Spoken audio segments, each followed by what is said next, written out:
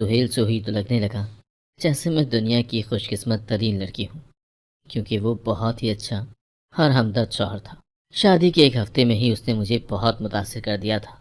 یہ بات میں وثوق سے کہہ سکتی تھی کہ سہیل کے سنگ میری زندگی بہت اچھی گزرنے والی ہے۔ سہیل کو آفس سے 2 ہفتوں کی ہی چھٹیاں ملی تھیں۔ ایک ہفتہ شادی کی تقریبات میں گزر گیا اور دوسرا ہفتہ تو ایسے پڑ لگا کر گزرا کہ کچھ پتہ ہی نہ چلا۔ کل سے سہیل کی آفس میں جوائننگ تھی، اسی لیے وہ بولے، اقرا میں تمہیں مارکیٹ لے چلتا ہوں، جس چیز کی بھی ضرورت ہوئی لے لینا۔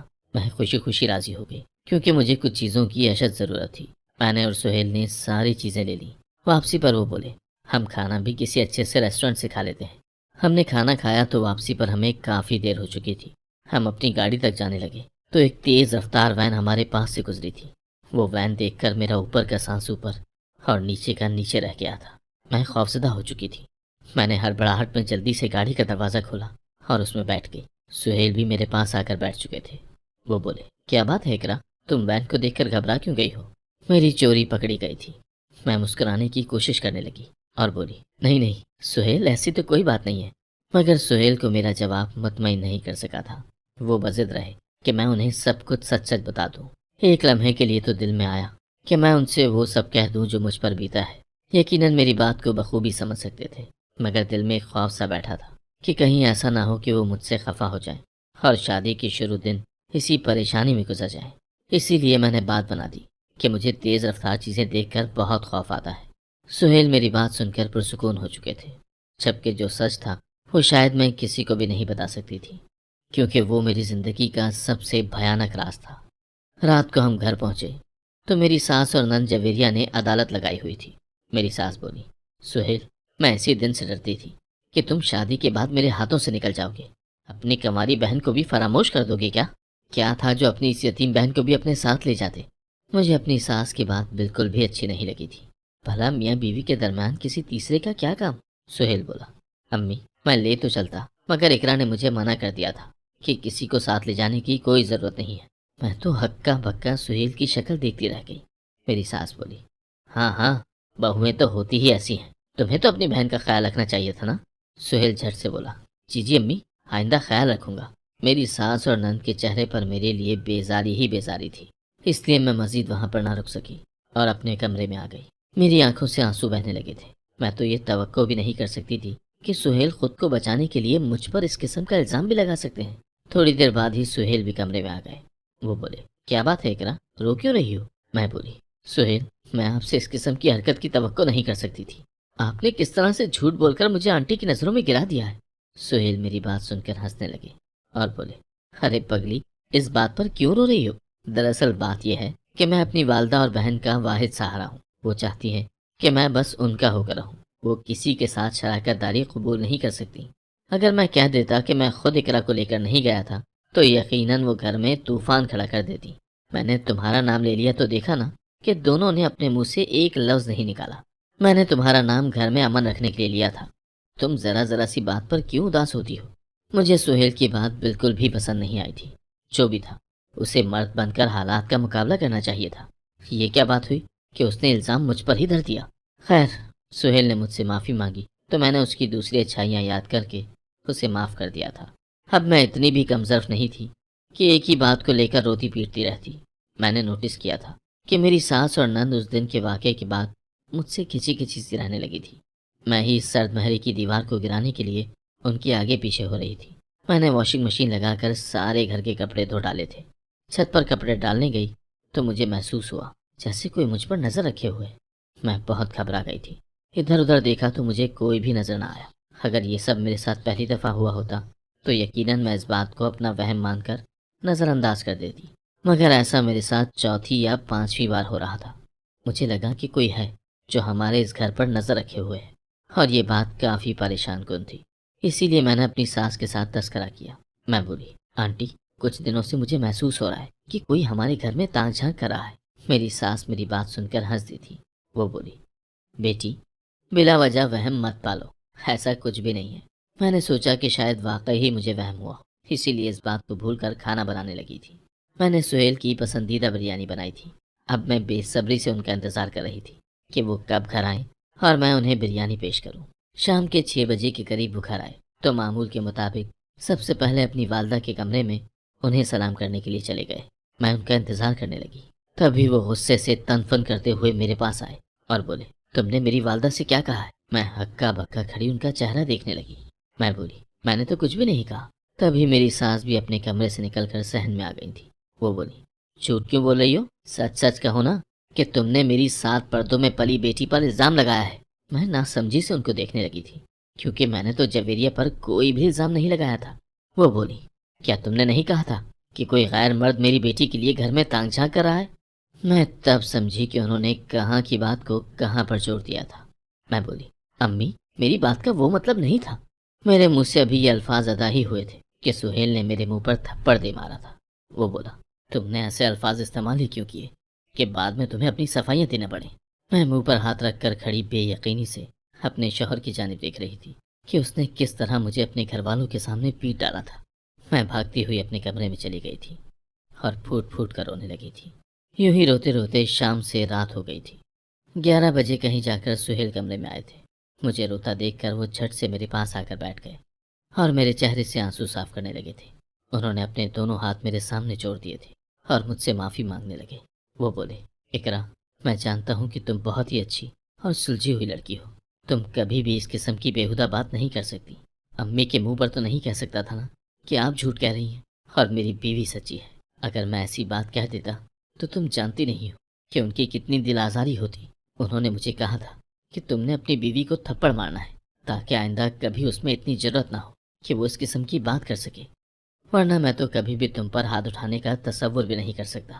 میں چپ چاپ اپنے شوہر کی شکل دیکھتی رہی تھی کہ کیا وہ مرد کہلایا جانے کے قابل تھا؟ کیا ایسے مرد کو شادی کا حق ہونا چاہیے جو ہر فیصلہ اپنی والدہ کے کہنے میں آ کر کرتا ہو؟ میں چپ چاپ سونے کے لیے لیٹ گئی تھی۔ میں سہیل سے بات کرنا ہی نہیں چاہتی تھی۔ اگلے دن میں تب تک سوئی رہی جب تک سہیل اپنے آفس نہیں چلے گئے۔ میں سارا دن اپنے کمرے میں ہی بند رہی تھی۔ میرا دل ہی نہیں چاہ رہا تھا کہ میں اپنی ساس یا نند کی شکل بھی دیکھوں۔ آج سہیل 4 بجے ہی گھر واپس آ گئے تھے اور وہ سیدھا اپنے کمرے میں ہی آئے تھے۔ ان کے ساتھ ایک خاتون بھی تھی۔ سہیل بولے، اقرا، میں یہ ہیلپر لے کر آیا ہوں۔ مجھے بالکل بھی اچھا نہیں لگا کہ تم نے گھر بھر کے کپڑے دھوئے۔ میں تمہیں کاموں کے لیے تو بیاہ کر نہیں لایا نا؟ سہیل بولے، باجی عزیزہ، آپ نے اقرا کے کہنے پر ہی کام کرنا ہے۔ جیسے یہ کہیں بالکل ویسا ہی کرنا ہے اور یہی آپ کو تنخواہ بھی دیں گی۔ سہیل نے مجھے بہت مان دیا تھا کہ ایک دم سے میرا دل پگھل گیا تھا۔ اب میں ساری بات سمجھ چکی تھی کہ میرا شوہر بذات خود برا انسان نہیں ہے، بلکہ وہ اپنی والدہ اور بہن کے ہاتھوں کٹ پتلی بن جاتا ہے۔ میں سوچنے لگی کہ جب میری نند کی شادی ہو جائے گی تو گھر میں سکون ہو جائے گا، کیونکہ تب میری ساس اور میں ہی تو ہوں گے گھر پر۔ ایسے میں وہ مجھ سے بنا کر ہی رکھیں گی۔ سہیل کمرے سے باہر نکلے تو جویریہ میرے کمرے میں آ گئی۔ وہ زارو قطار رو رہی تھی۔ اس کو ایسے روتا دیکھ کر میں گھبرا گئی کہ نہ جانے اب مجھ پر کون سا الزام لگنے والا ہے۔ تبھی جویریہ نے میرے سامنے ہاتھ جوڑ دیے اور بولی، بھابھی، خدا کے واسطے مجھے معاف کر دیں۔ کل جو کچھ بھی ہمارے گھر میں ہوا ہے، اس بات کا تذکرہ آپ اپنے بھائی یوسف سے مت کیجیے گا۔ میں تو جویریہ کی بات سن کر ہی حیران رہ گئی تھی۔ بھلا یہ کیا بات ہوئی؟ اسے یوسف سے کس بات کا ڈر؟ خیر، وہ میری بات سنے بغیر ہی اٹھ کر چلی گئی تھی۔ اگلے ہی دن یوسف ہمارے گھر آ گیا تھا۔ وہ بہت خوش تھا، جبکہ جویریہ کے تو پاؤں ہی زمین پر نہیں ٹک رہے تھے۔ وہ بھاگ بھاگ کر مزے مزے کی ڈشز بنا رہی تھی۔ یوں تو کبھی اس نے کچن میں جھانک کر بھی نہیں دیکھا تھا۔ میں سب سمجھ گئی تھی کہ دال میں کچھ کالا ضرور ہے۔ اگلے دن یوسف کی کال آئی تو وہ بولا، باجی، آپ سے ایک بہت ہی ضروری بات کرنی ہے۔ آپ مجھے یہ بتائیں کہ آپ کی نند جویریہ کیسی ہے؟ میں سب سمجھ گئی تھی کہ وہ یہ سوال کیوں کر رہا ہے۔ میں بولی، یوسف، میں تم سے کچھ بھی نہیں چھپاؤں گی، کیونکہ تم میرے اکلوتے بھائی ہو۔ میں نہیں چاہتی کہ تم جذبات میں آ کر کوئی غلط فیصلہ کر بیٹھو۔ دراصل میری ساس اور نند ایک نمبر کی فسادی عورتیں ہیں۔ میں جس دن سے بیاہ کر آئی ہوں، وہ بہانے سے میرے اور سہیل کے درمیان پھوٹ ڈلوانے کی کوشش کرتی ہے۔ یوسف میری بات سن کر ہنس دیا اور بولا، باجی، میں جانتا ہوں کہ سب عورتوں کو اپنی نندوں سے نفرت ہی ہوتی ہے، اس میں آپ کا بھی کوئی قصور نہیں ہے۔ اتنا کہہ کر اس نے فون بند کر دیا تھا۔ اب میں سمجھی کہ جویریہ سارا دن فون کان سے لگا کر کیوں رکھتی ہے۔ میں جانتی تھی کہ لڑکے اور لڑکی کی دوستی اچھا ثمر نہیں لاتی، اسی لیے میں نے جویریہ کو روکنے کی کوشش کی۔ میں بولی، جویریہ، دیکھو، تم میری چھوٹی بہنوں کی طرح ہو۔ میں تمہیں کبھی بھی کوئی غلط مشورہ نہیں دوں گی۔ میں تمہیں یہی سمجھاؤں گی کہ تم جس بھی لڑکے کے ساتھ فون پر رابطے میں ہو، یہ رابطہ ختم کر دو، کیونکہ اس قسم کی دوستیاں رسوائی اور بدنامی کے سوا کچھ بھی نہیں لاتی۔ मेरी बात सुनकर जवेरिया ने फूट फूट कर रोना शुरू कर दिया था। मैं इस सारी सूरत हाल से घबरा गई थी, क्योंकि मेरी सास और मेरा शौहर भी घर में ही मौजूद थे। वो दोनों भागते हुए बाहर आए तो जवेरिया बोली, अम्मी, भाभी ने मुझ पर इल्ज़ाम लगाया है कि मैं बुरी लड़की हूँ और मेरी कई लड़कों के साथ दोस्तियाँ भी हैं। मैं ये बात सुनकर बेहद खौफजदा हो चुकी थी, क्योंकि अब फिर मेरा शौहर मेरी सास के कहने में आकर मुझ पर लाजमन तशद्दुद करता। इस सूरत हाल से बचने के लिए मैं भागकर अपने कमरे में चली गई और अंदर से कुंडी लगा ली थी। मेरी सास मेरे कमरे का दरवाज़ा पीटने लगी थी, मगर मैंने दरवाज़ा नहीं खोला था। रात में जब सुहेल कमरे में आया तो वो हंस रहा था। बोला, आज तो तुमने बहुत समझदारी का मुजाहरा किया। आइंदा भी अगर ऐसे हालात पैदा हों तो तुम ऐसा ही करना। हम दोनों ही मुस्कुराने लगे थे, लेकिन ये बात मेरे दिल में सबत हो गई थी कि मेरी नंद भी हूबहू मेरी सास की ही कॉपी है। जिस तरह मेरी सास बात बदलने के हुनर से वाकिफ़ है, बिल्कुल इसी तरह से मेरी नंद भी बातों को तोड़ जोड़ कर उनके मतलब तब्दील करने में माहिर थी। इसीलिए मैंने अम्मी को कॉल करके सारी सूरत हाल से आगाह कर दिया था। अम्मी मेरी बातें सुनकर रोने लगी थी। वो बोली, मेरी समझ में नहीं आता कि मैं क्या करूं। यूसुफ तुम्हारी नंद के पीछे पागल हो गया है। उसने तो खाना पीना भी छोड़ रखा है। कहता है कि अगर आपने मेरी मंगनी जवेरिया के साथ ना की तो मैं भूखा मर जाऊंगा, मगर कुछ खाऊंगा नहीं। इसीलिए मेरी अम्मी मजबूर होकर जवेरिया का रिश्ता लेने आ गई थी। जवेरिया तो फूले नहीं समाती थी, क्योंकि मेरा भाई यूसुफ लाखों में एक था। उन्होंने रिश्ता कबूल कर लिया। मंगनी भी तय पा गई। जिस दिन ये मंगनी हुई थी, मैं अम्मी के गले लगकर फूट फूट कर रोती रही थी, क्योंकि आज से मेरी अम्मी की बर्बादी का आगाज हो चुका था। मंगनी की कुछ अरसे बाद ही मैंने नोटिस किया था कि यूसुफ मुझसे कट सा गया था। वो अक्सर हमारे घर आता तो मेरी सास के कमरे में बैठा रहता।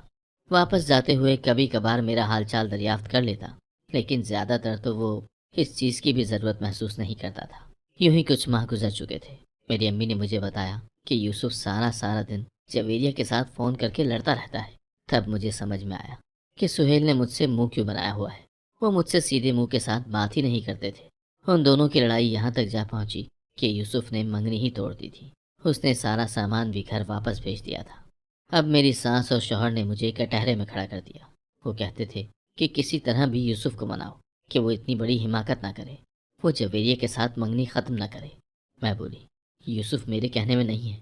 उसने ना तो मंगनी करते वक्त मुझसे मशवरा मांगा था और ना ही ये मंगनी ख़त्म करते वक्त। मैं इस मामले में कुछ भी नहीं कर सकती। तभी मेरी सास ने सुहेल को आंखों ही आंखों में इशारा किया था। सुहेल बोला, इकरा, मेरी बहन का घर उजड़ जाए और यूसुफ की बहन का घर बसता रहे, ऐसा तो मैं हरगिज़ होने नहीं दे सकता। इसीलिए मैं तुम्हें तलाक देता हूँ। मैं सख्ती में आ गई थी। सुहेल ने खड़े खड़े मुझे 3 तलाकें दे दी थी। मैंने ढाल से अपने कमरे में चली गई। मैं रोती जाती और साथ साथ अपना सामान भी पैक करने लगी थी। तब सुहेल कमरे में आ गया। मैं सामान पैक कर चुकी थी, अब बस वहाँ से निकलने ही लगी थी। सुहेल मुझे देखकर बोला, इकरा, तुम कहाँ जा रही हो? मैं बोली, पता नहीं कहाँ जाऊँगी, मगर अब यहाँ तो नहीं रह सकती ना, क्योंकि आपने मुझे तलाक दे दी है। मेरी बात सुनकर सुहेल के मुंह पर मौत की सी जर्दी फैल चुकी थी। उसने दीवार में अपना सर मारना शुरू कर दिया था। वो बोला, ऐसा हरगिज़ नहीं हो सकता, मैं तो तुम्हारे बगैर मर जाऊंगा। सुहेल ने खुद को मेरे कदमों में गिरा दिया था। वो बोला, इकरा, तुम मेरे घर से मत जाओ, मैं कोई ना कोई हल तलाश कर लूँगा। सुहेल की हालत इतनी बुरी हो चुकी थी कि मुझे मजबूरन वहाँ रुकना पड़ा था। सुहेल ने मुझे अपने घर में ही रोक लिया और बोला, मैं तब तक वापस नहीं आऊँगा जब तक तुम्हारी इद्दत पूरी नहीं हो जाती। सुहेल चला गया था। पीछे से मेरी सास और नन ने मेरा जीना मुहाल कर रखा था। मेरी इद्दत पूरी हो गई तो सुहेल वापस आ गया। वो बोला, इकरा, तुम्हें दोबारा अपनाने के लिए मुझे एक बहुत बड़ी कुर्बानी देना होगी।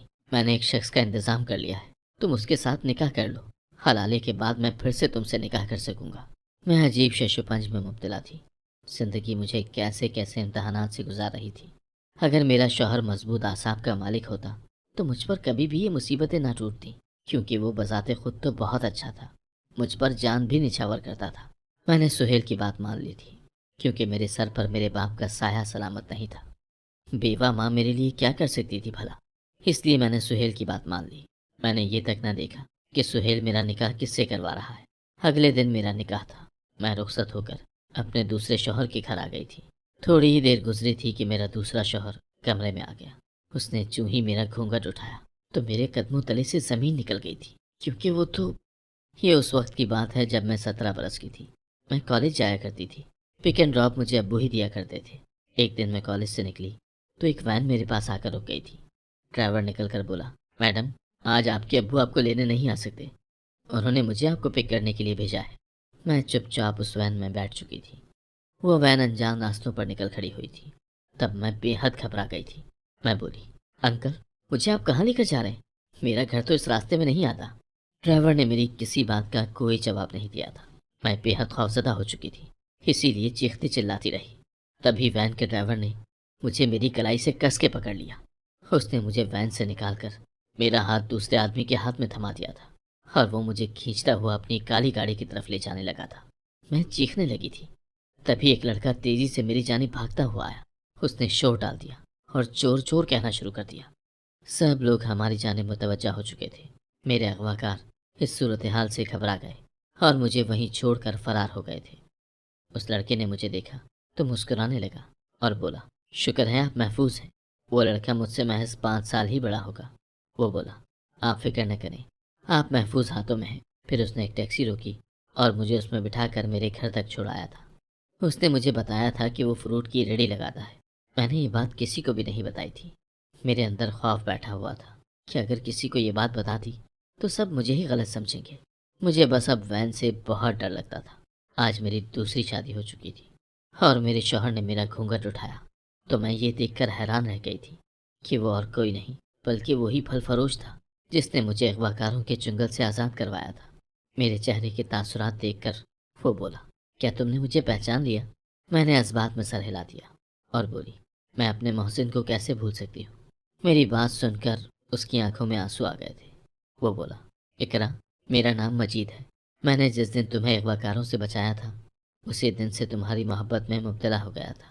کیوں اور کیسے میں یہ نہیں جانتا، مگر میں تمہیں ہر حال میں حاصل کرنا چاہتا تھا۔ اسی لیے میں نے دن رات محنت کی اور اتنے پیسے بنا لیے کہ جس سے میری شادی ہو سکے۔ میں نے اپنا رشتہ جس دن تمہارے گھر بھیجنا تھا مجھے پتہ چلا کہ اسی دن تمہاری شادی ہو گئی تھی۔ میں نے یہ صدمہ بڑی مشکل سے برداشت کیا تھا۔ میں تمہاری ایک جھلک دیکھنے کے لیے اکثر تمہاری گلی میں بھی آیا کرتا تھا۔ ایک دن میں نے تمہیں چھت پر دیکھا جب تم کپڑے ڈالنے آئی تھی۔ بس میں تمہیں دور سے ہی دیکھ کر خوش ہو جایا کرتا تھا۔ تب ایک دن مجھے پتہ چلا کہ تمہارے شوہر نے تمہیں طلاق دے دی ہے اور وہ کسی ایسے مرد کو ڈھونڈ رہا ہے جو تم سے حلالہ کرنے کے لیے تیار ہو جائے۔ یہ بات سن کر میں خوشی سے جھوم اٹھا تھا اور تمہارے شوہر سے کہہ دیا کہ میں حلالہ کرنے کو تیار ہوں، کیونکہ یہ چند دن میں تمہارے ساتھ بتاؤں گا یہی میری زندگی کی جمع پونجی بن جائیں گے۔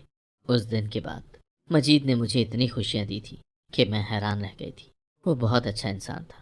شادی کے تیسرے دن اس نے مجھے طلاق دے دینا تھی۔ اس دن وہ میرے پاس آ کر بیٹھ گیا اور بولا، اقرا میں تمہیں لگژری لائف نہیں دے سکتا، تمہارے لیے نوکر چاکر بھی نہیں رکھ سکتا، مگر تمہیں عزت، مان اور پیار دے سکتا ہوں۔ میں تم سے درخواست کرتا ہوں کہ تم مجھے چھوڑ کر اپنے پہلے شوہر کے پاس واپس مت جاؤ۔ اس نے پہلے بھی تمہاری قدر نہیں کی تو اب کیا کرے گا؟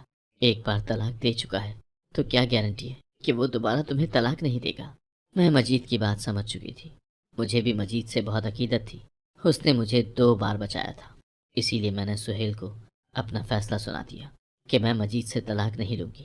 سہیل نے یہ بات سن کر بہت واویلا مچایا تھا، مجھے سنگین نتائج کی دھمکیاں بھی دی تھیں، مگر میں نے اپنا فیصلہ نہیں بدلا تھا۔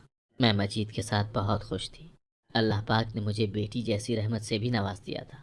تب مجھے پتہ چلا کہ سہیل نے بھی دوسری شادی کر لی تھی اور اب کی بار وہ مکمل طور پر اپنی بیوی کا غلام بن چکا تھا۔ اس نے بیوی کے کہنے پر اپنی ماں اور بہن کو بھی گھر سے نکال دیا تھا۔ میں یہ نہیں کہہ رہی کہ اس نے اچھا کیا، مگر ہر انسان کو اس کے کیے کی سزا لازمی مل جاتی ہے۔